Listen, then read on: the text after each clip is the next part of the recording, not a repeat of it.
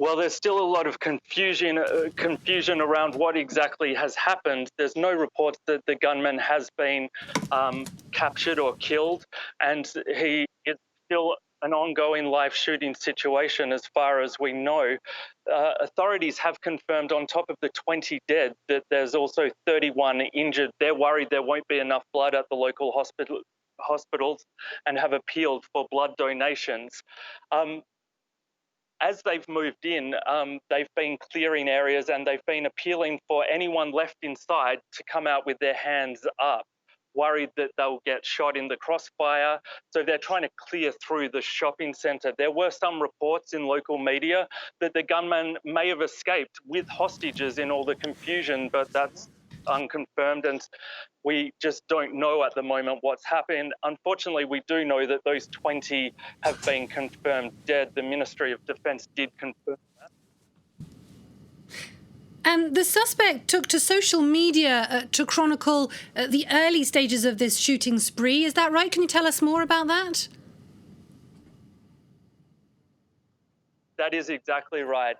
Eventually, that was shut down by authorities, but for the beginning of this whole shooting spree, he was taking selfies, he was posting things on his social media accounts.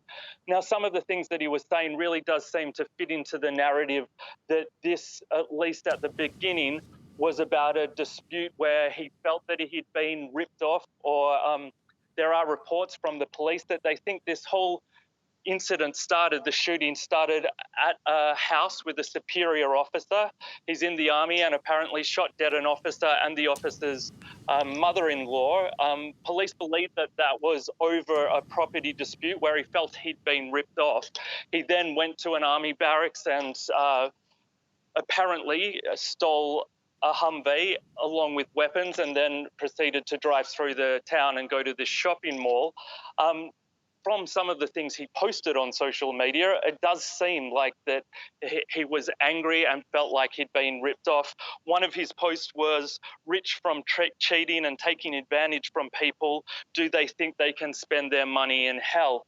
So that certainly does seem to support that he felt angry and that he'd been taken advantage of in some level or capacity. And what the police are saying is that they believe that it was over some property dealings he had with someone else in his army, a superior officer.